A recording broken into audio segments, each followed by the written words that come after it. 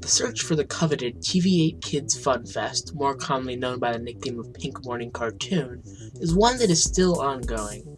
I have been involved in this search, both as a searcher and later a Discord moderator, since it began. At that time, the search has developed considerably. Today, I would like to give an update on where the search has been since the last major video by Blame It on Jorge was made. Though we may not have found more footage of PMC, we have found more info. First, however, let's briefly go over the search so far as a refresher.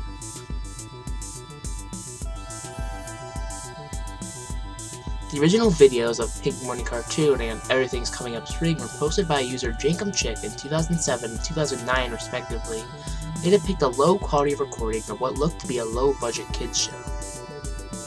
A video made in 2020 by lost media YouTuber Blame It on Jorge sparked the search for the origin of these strange clips. If you haven't seen that video, I recommend watching it before this one as it gives more context on the origin of this search. Anyway, a Discord server dedicated to finding it was made in June of 2020. Our earliest leads involved the religious station Sky Angel, but this quickly proved to be false. None of the shows on the station seemed to match up with the clips.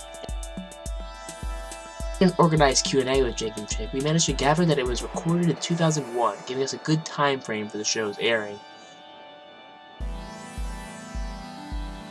Thanks to the many dedicated searchers on the Discord server, we managed to find a promising lead in the form of Ella Flowers, a pastor who had run a local low-power TV station by the call sign of WINJ.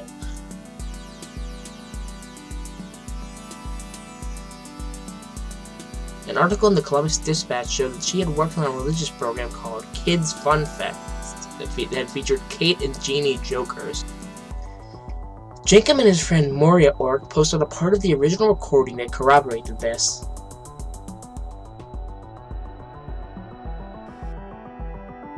Searcher KP managed to find photos of Ella working on the show, and copyright records indicated she had made music lining up with her credits on the Spring clip.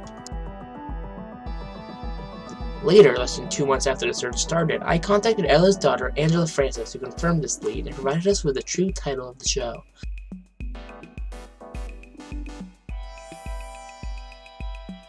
After that, Ella's granddaughter Samantha joined and did a Q&A on the server. In this interview with server owner Empty Mall, Samantha confirmed that the tapes had been destroyed and trashed by her cousin. And that is where Jorge's original video on the topic ended. After Jorge's second video was posted, dedicated searcher Queen Tut invited a user named Monkastrap in the comments who claimed to have seen the cartoon. They joined the server and, with verification by the server owner, provided new info on the show. They remembered the grandma and the 2 children from the clips, and remembered there being an episode that had something to do with shoes.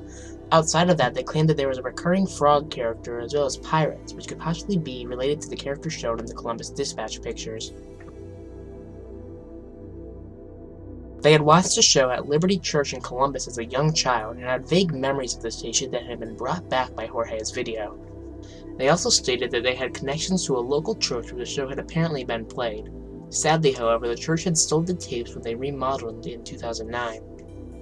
Meanwhile, the moderators were looking to purchase taped recordings from Columbus that were made around the time the show aired. In September, Searcher Pale found a listing for a large collection of them by a man named Jason. He had bought a storage unit owned by Gary Watson, a comic collector who had recorded many tapes with many programs, most of them sci-fi.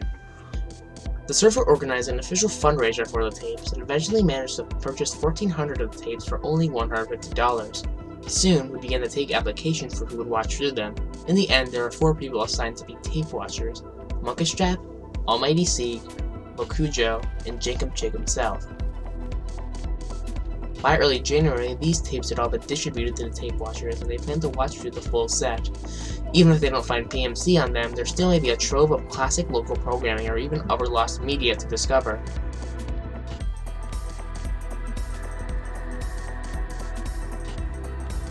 WINJ has a long history. Though it may not include info on the show directly, the station it aired on helps us understand the show's creation and may ultimately provide us with more info on its programs, all of which are lost. WINJ began as W08BV, a low-power station that was popular in the University District neighborhood of Columbus.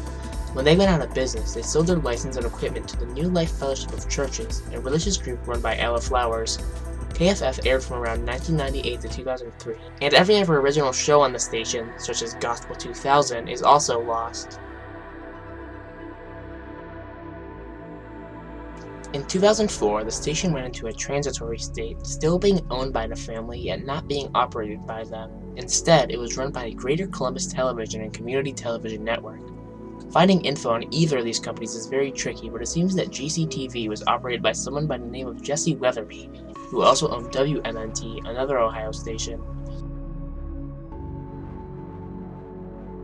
Strangely, GCTV was registered to a small, old-looking building that apparently housed several other seemingly unrelated companies. CTN is also very hard to research. The only real match I could find is a public access channel run by Ann Arbor, Michigan, but that doesn't really seem like it would be connected. The programs aired during this time are from Urban America TV. Finding some way to contact forum members of either of these companies might help uncover more info on the programming of WINJ, so they remain a potential lead.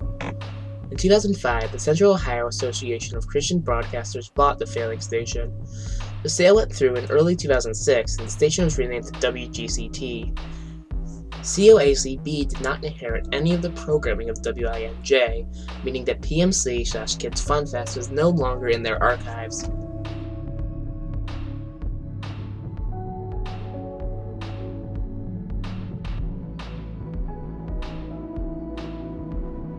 It is indisputable that the search for this rare cartoon has slowed down.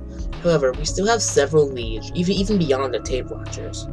One company of a connection of WINJ that hasn't been thoroughly explored is Video2Net, a streaming service that featured WINJ's content online. Though these streams have not been archived, it is possible that employees of the former company would have access to files. Though the company's co-owner never responded to my contact, finding other employees could be a good step forward in this search. It is also known that WINJ hosted several musical events featuring mainly local gospel artists. In particular, they seem to have formed a close relationship with Grace Harbor Ministries, and it's possible they would have performed in the station's programming.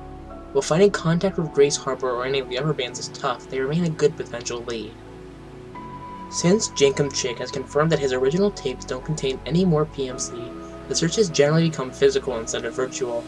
We are planning several ideas to get more public attention to the search, like putting up posters in Columbus or going on local media. Though the TVA Kids Fun Fest has proven to be a very elusive piece of media, the search doesn't look like it was going to end anytime soon. This show meant a lot to Ella and her family, and I would personally love to see it be found. If you would like to help out, consider sharing this video. It would help to get the word around. I'll also put the link to the search Discord in the description if you'd like to join. Thanks for watching. And if you have any topics you'd like me to discuss, please suggest them in the comments down below.